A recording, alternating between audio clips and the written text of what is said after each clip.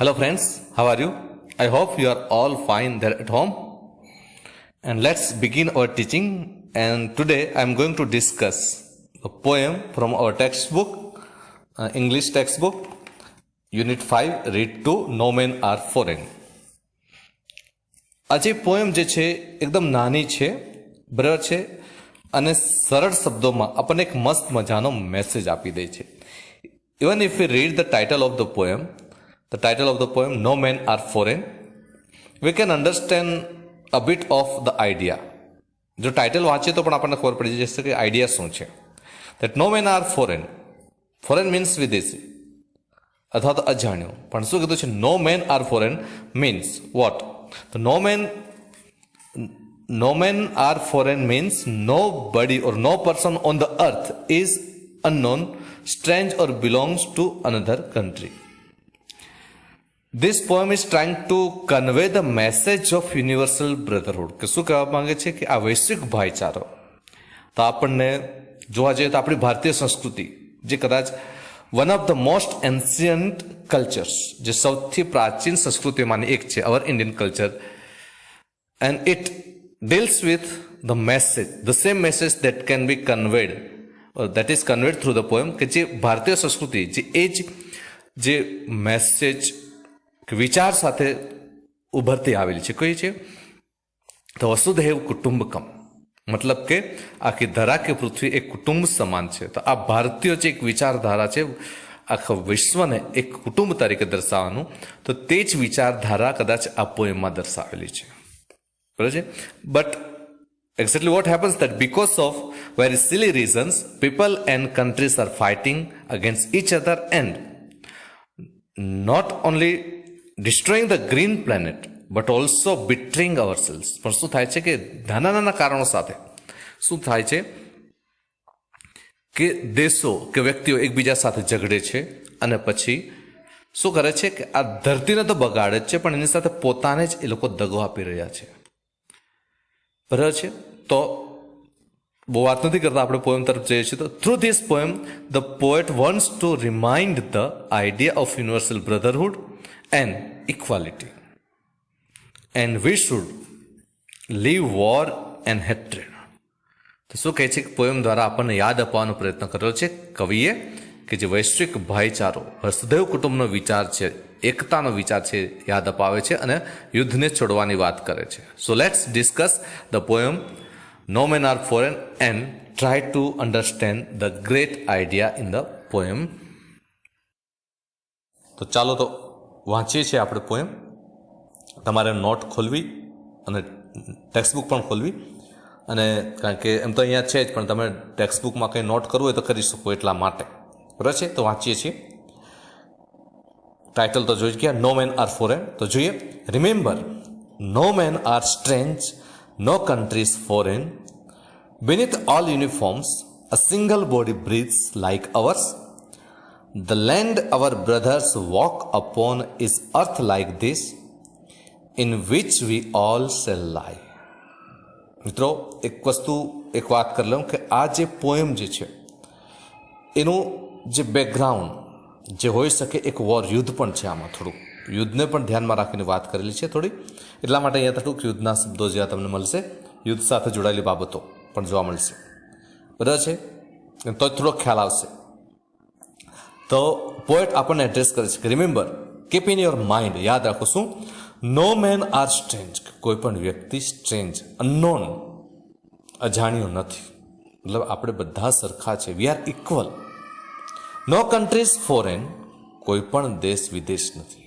વસુધૈવ કુટુંબકમ, બરાબર છે. Universal brotherhood, the world is like a family, બરાબર છે. તો કોઈ પણ દેશ વિદેશ નથી, કોઈ પણ વ્યક્તિ અજાણ્યું નથી. અને જે કહે છે beneath all uniforms, the uniform that is put on by soldiers, army soldiers, કે યુનિફોર્મ જે છે પહેરાય છે કોણ?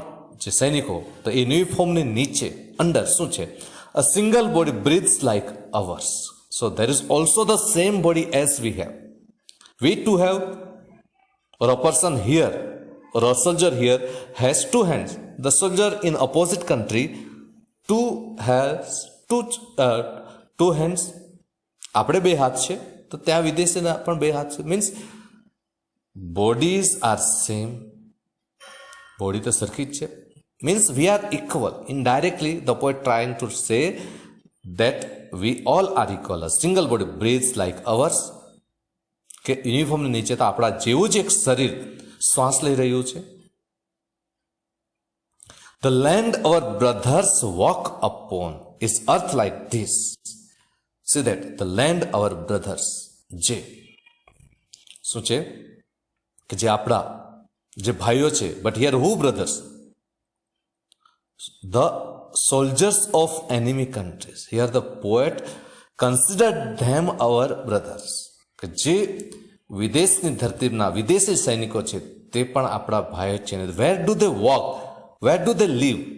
They are from another planet. બીજા પ્લેનેટમાંથી છે. The land our brothers walk upon is earth like this. એ લોકો પણ આવી જ પૃથ્વી પર છે, આ જ ધરતી પર તો છે, ચાલે છે, મતલબ કે રહી છે. શું થવાનું છે? In which we all lie. અને એ જે ધરતી છે જેના પર આપણે ચાલીએ છીએ, લોકો ચાલે છે, અને એ જ ધરતીમાં એમાં જ આપણે શું થઈશું? લાય, સમાઈ જઈશું.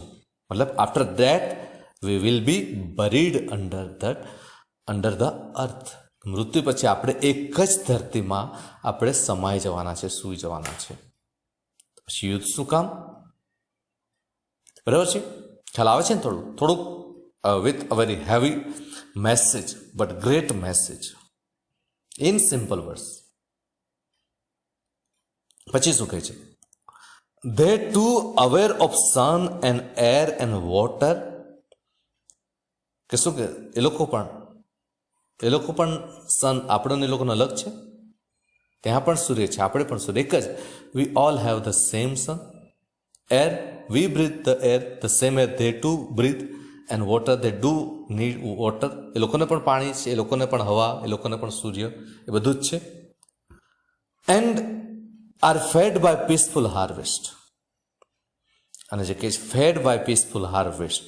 So when can we produce crops? Harvest મતલબ કે especially related to production of crops. પાકના જે પેદાશ માટે છે, પાકને જે ઉત્પાદન માટે વાત કરેલી છે. અને પીસફુલ હાર્વેસ્ટ પણ આપણે ક્યારે શાંતિથી, બરાબર છે, આપણે પાક ક્યારે લણી શકીએ? જો શાંતિ હોય તો, અને શાંતિમાં પાક લણાયેલો હોય તો જ ખાઈ શકાય. Are fed by peaceful harvest. એટલે ઇન્ડાયરેક્ટલી કીધું છે that we need peace to get development. We need peace for the growth of our country. પીસની વાત કરી છે. એમ કહે છે are fed, the brothers there are fed by a peaceful harvest, by war's long winter starved. અને શું થાય છે? Starved, suffered. ભોગવીએ છીએ આપણે, પીડા પામીએ છીએ. સાની પીડા? by war's long winter. We all have to suffer. We will have to feel the same pain in war. કે આપણે યુદ્ધમાં પીડા જ ભોગવવાની છે. જો શાંતિ હોય તો જ, જો યુદ્ધ નહીં હોય તો જ આપણે શું કરી શકીએ છીએ? શાંતિથી ખાવાનું ખાઈ શકીએ, મતલબ જીવી શકીએ. We can live peacefully. આપણે શાંતિથી જીવી શકીએ. અને યુદ્ધ હોય તો પીડા જ છે. અને આપણે જાણીએ છીએ કે કોઈ પણ દેશ યુદ્ધમાં જીતે કે હારે, ભોગવવું તો બંને જ દેશે હોય છે. પછી જે આગળ જોઈએ, their hands are ours and in their lines we read. તો એ લોકોના હાથ પણ આપણા જેવા જ છે. એ લોકો જે લખે છે કદાચ તેવું આપણે પણ વાંચીએ છીએ. Labour not different from our own. કામ કરવાની કંઈ કામ પણ સરખા જ હોય છે બધાના. કદાચ જે વાત કરે છે સૈનિકોનું કામ શું? આપણે એમની સામે લડીએ. સૈનિકો એકબીજાની સામે લડવાના છે, એક જ સરખું કામ. તો કહે છે labour means work, not different from our own, કે અલગ નથી. પછી શું કહે છે? Remember they have eyes like ours that wake or sleep, and strength that can be won by love. In every land is common life that all can recognize and understand. કે શું કહે છે?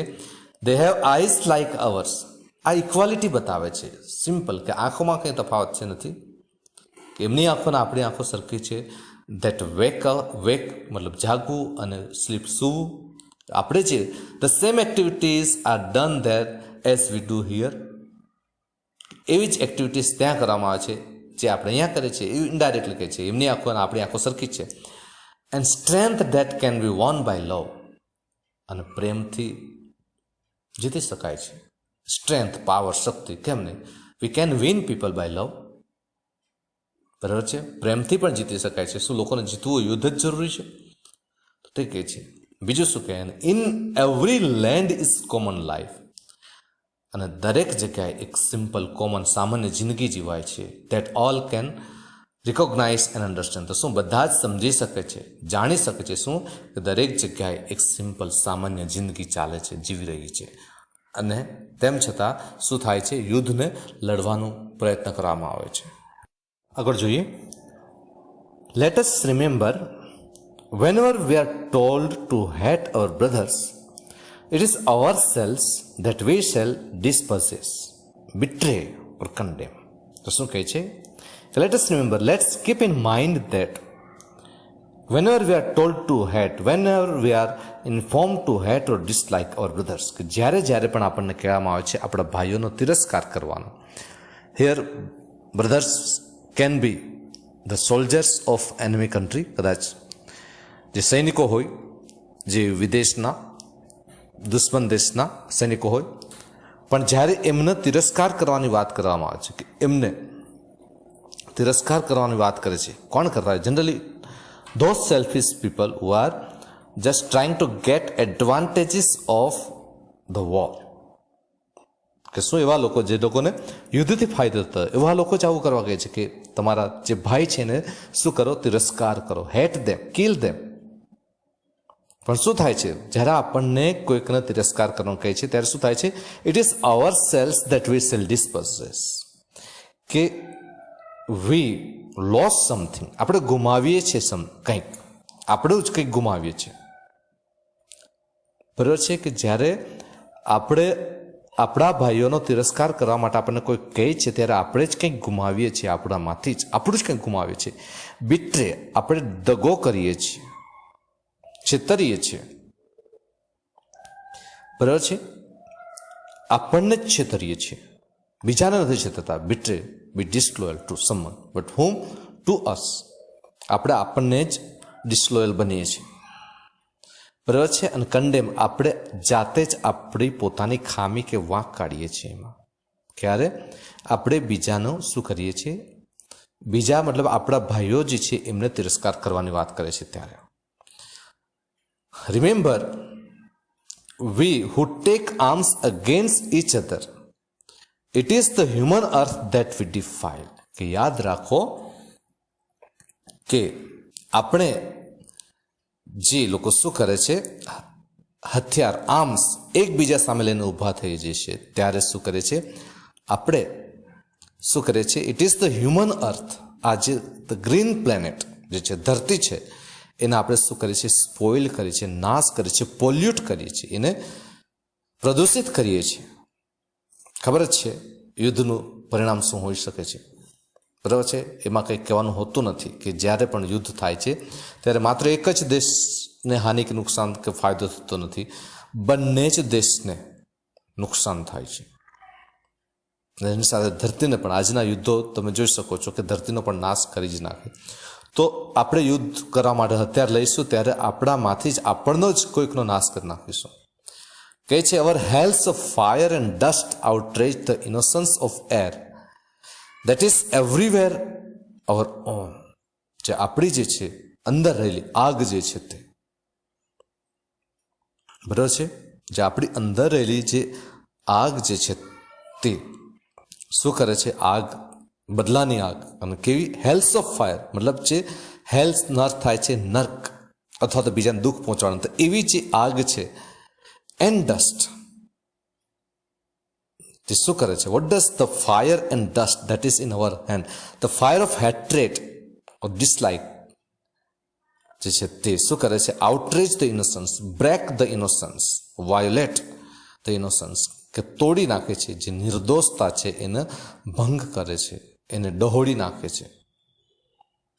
શાને જે અને તે કઈ innocence of air that is everywhere our own, કે જે હવાની અંદર જે નિર્દોષતા રહેલી છે એને, મતલબ કે જે લોકોમાં નિર્દોષતા રહેલી છે એ તમામને એ તોડી નાખે છે, અને જે પણ પાછી શું છે આપણી જ છે કહે છે. છેલ્લે પાછી એ જ રીતિમાં થોડાક ફેરફાર સાથે કે remember no man are foreign and no country strange. તો કોઈ પણ વ્યક્તિ શું છે અજાણ્યું નથી, વિદેશી નથી, અને કોઈ પણ વ્યક્તિ અજાણ્યું નથી કે વિદેશી નથી.